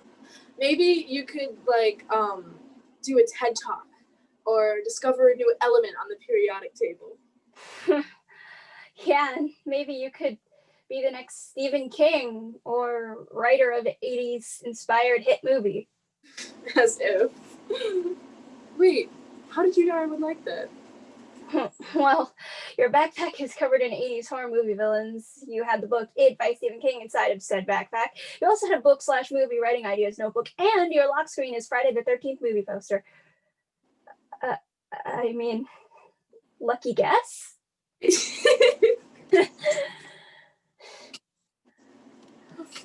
What do you think is going to happen after today? I don't know. Oh, okay, idea. We hop on a plane and fly far, far away from Hatchetfield. Then we get like sort of an RV or something. Okay, we travel around the world, we see the sights every day, and we can live like there's no tomorrow. Grace, I don't know. Oh, come on. Where's your sense of adventure? We can go wherever we want. The world is ours. Okay, where's one place that you've always wanted to go? Tokyo. It's a city with lots of interesting technology. It's extremely advanced. They even have robots there that can talk. See? We can go there. 2 friends in one world of endless possibilities. She lays back down, seeming proud of her idea, her hands behind her head. It may sound stupidly obvious, but I would have never predicted today. So much has happened. At first it seemed normal, like daunting, but normal. My first day at a new school, then I somehow got into detention and met all of you. I mean, other than Alice, I obviously already knew her. But looking at each of you, I would have never guessed, like, hey, that guy's gonna get possessed today. Oh, that asshole's actually pretty nice. Or that shy, quiet kid is actually badass as hell. Or that girl who was my best friend in middle school is gonna die. Oh, if somebody had told me what would have happened, I probably would have chickened out. I wouldn't have thought that me, Grace Chastity, of all people, would have been able to face everything that I faced today. I did. And I learned so much on the way. I don't regret any of it. Peter takes her hand and gives it a small squeeze of reassurance. Well, we should hit the road. I want to get out of this fucking town. She gets up, grabbing her backpack. Peter also gets up and picks up his bag. He doesn't show any signs of planning to leave, though, instead staring up at the sky. Grace glances at Peter. Coming? I'll meet you in the parking lot. Just give me a few minutes. Sure thing. Catch you later, Petey Gator. Okay, no, that was awful. I'm just gonna go. Bye. She shuffles off stage left awkwardly. Peter continues looking up at the sky above him. The lighting shifts from the normal sunrise to a dark and eerie red. Peter starts to hum to himself, slowly and quietly, the song that Brant the cheerleader sung earlier, but more slow and creepily. Eventually, he stops. Peter looks directly at the audience creepily, and a split second after, the lights go out. The end.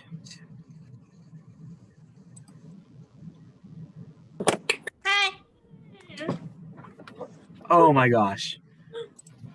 Oh my gosh. No. Whoa.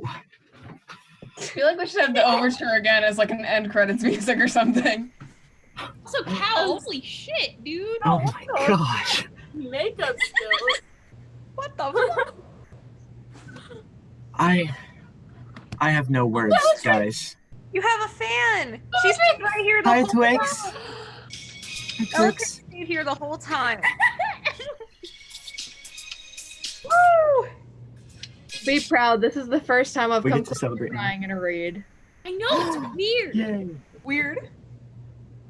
Okay. But Guys, if it's my lighting now, hold on. everyone in this cast, Well, we're all icons. Iconic. Much I'm- talent. I'm struggling to grasp my head around this. I'm gonna take my sweater off. It's really hot. I'm wearing so much. Yeah, do that. Ooh. I've just been wearing Hit 'em. 2 outfits. Okay. this whole-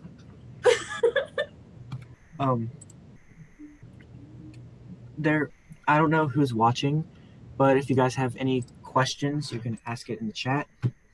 I'm gonna grab makeup remover because this I is have Yeah. a question. Amelia has a question. Go. How are you all so talented? Seriously. Share. Uno reverse card.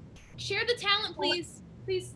I would Literally, Cue- the only cue the reason clip of I Ashley could do a saying, death scene was I "Share." was remembering other people's death scenes in like read-throughs and stuff like that, and I was like, "Oh, this read-through person did it this way, so I'm gonna take that for myself." Felt. But I love you all. I love you guys. Charlotte has questions. Wow, that's very specific. 8 minutes. Wow. 8 minutes 8 specifically. Jesus, 8 you're minutes so specifically. Okay. Okay, how Okay. many seconds is that? I want to start a countdown. Okay. Charlotte is watching. I have questions. How are you all so talented? Amelia, really, that was my question. Okay. Leia asked, "What is your favorite scene?" So. Are you going like in a circle or? If you wanna, I guess just like raise your hand if you wanna, and I'll spotlight you. Okay, Sinead. Yes, Sinead. You're muted. We can't hear you. Cannot hear you. Sinead, we can't We hear can't you. hear you. Let's just make up what she's saying. Bad lip reading. Oh, that's see. We can't hear you. I got that. Yeah. Her favorite scene was something British. Rockin' and rollin'. Down to the beach. Huh? Oh, there's that. Okay. You have to do a British Yeah. accent. I'm Sinead. Okay, Sinead, we can't hear you. So. Well, my favorite part of the play was Bubbles. My favorite part was No. when Say bye. Ari. Ah. Okay, we're just gonna go Okay, somewhere wait. else. Sinead, type I it in need the to chat, unmute. and then we'll say it out Sinead, loud. take it. It's okay, Bubby. You guys are making Sorry. fun of me. Oh, poor Sinead. Oh. Alright, who wants to go next? Favorite scene. Alright, let's see. Alright, I'll go. My favorite scene probably is the one in the library, solely because of the line of the two lines, actually, the "I believe you're gay," just because it kind of hot doesn't mean that she's good. And they wrote that in for me because I'm still wildly attracted to Emily. Actually, fun fact. But I think that's Sinead, hello? Sinead, we can hear you now. Finally. Okay. So, what's your favorite scene, Sinead? Screaming into the microphone. Okay, can you hear me still? I'm just making Yes. sure. Yes. Okay, good. I really, obviously the Austin rap because I was dying throughout that. Like, you did a great job, Flavor. And I don't know why, but I really love the final scene. I don't know why. It's just like, and the galaxy lights made that battle scene even better. So so cool, girl. that's all I have to say. For me, it's more of a song and not really a sing, but Yeah. I have to go to Final Girl every time. Yes. Julia and Emily. They killed it. Thank you. They Also- also killed that. Also, quick shout out to Nick in the pep rally scene. Yes, absolutely. Wait, why? I was laughing so hard. Because your Brant was so funny. It was so good. Was it my? Yep. I died. Oh my god, you're amazing. All of you are just icons. You guys Favorite killed scene it, was I any swear. scene where Austin would just randomly start eating curly fries from Arby's. Hey Hell guys, yeah. I've never had Arby's. Yeah, Amelia? Hey guys, no. I My have a favorite thing. thing Yes, was no. walking. I have compliments. A document full of compliments from Charlotte. Oh my god. Yeah, she's in it to read you. My Wait, favorite we'll thing get to that. We'll get to that later. walking I'm across the house with that makeup on because the bathroom's over there. My dad's in the kitchen and he's just like, "What?" And I'm You like, were "Hey." ass. Oh, are you good? Oh, baller. You good? Okay. Any other I favorite swear. scenes? My favorite. Emily. Oh, No, you go first. You go first. My favorite scene was me throwing up or almost throwing up because of the fake blood I had in my mouth. Nice. I gagged so many times. But anyway, the dedication. Yeah. My favorite scene, not my favorite scene, but my favorite line was in the flashback. Well, there's two.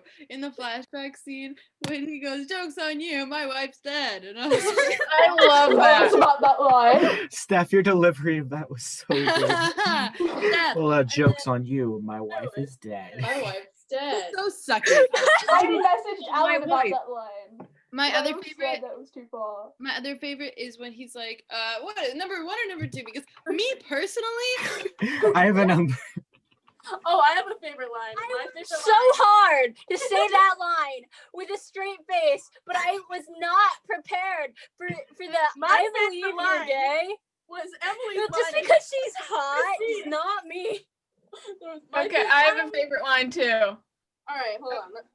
You can go after me, Jess. So my favorite line was when Emily first revealed herself as the good ghost. When she said, "We were waiting for you to bore my fawn." Yes! I love it. At first I didn't notice anything wrong, and I was like, "To bore my phone." To bore my Somebody get a short video of that so we can save it and then share it everywhere. I want a T-shirt of that. Please. Bore my phone. Make some merch. Where are the red bubbles at? The red bubble stickers.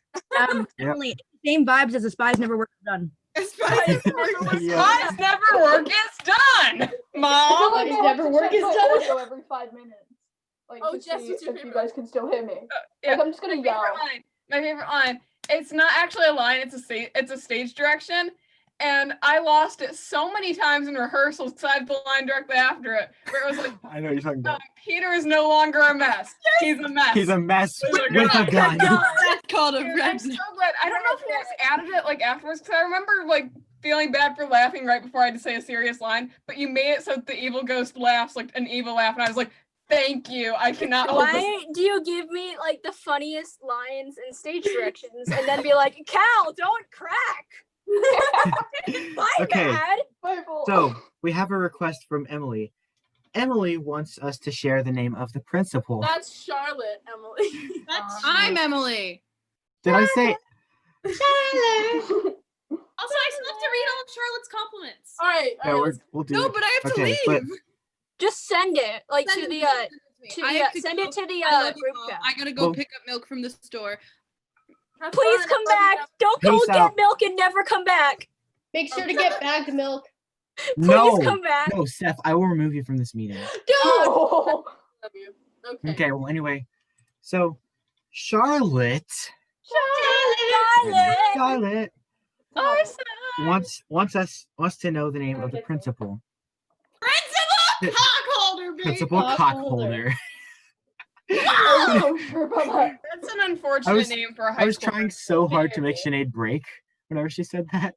I didn't, bitch. Reading Fight through the me. script, it was like the 3rd or 4th time I was reading through the script, and I saw that, and then I just texted the homecoming account. I was like, "Hey," I said this is probably Sinead. "Hey, Alan, when did you make that the principal's name?" Sinead wanted to make it Principal Young, but I'm like, girl, please. And so I just, yeah. It was wonderful. Because, I mean, in 80s movies, like, the adults have weird names. Like, you'll notice that?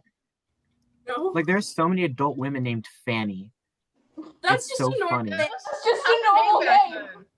Well, no, but, like, it could also be used as a... It's an old school name. Well, you're an old school name. Okay. Yeah, Nick. You're an old school. Okay. Anyway, guys, That's true. we're probably going to end this live stream so it doesn't run on too long. So I want to thank everybody. Thank you so much for watching. Yeah, I really have nothing else to say. Thanks for going on this homecoming journey with us. And we will have Cast Atari performing next week, so make sure you check that out. So, with that, I'm going to say adios. Stay awesome, guys. I love you. I love you. Love you. I love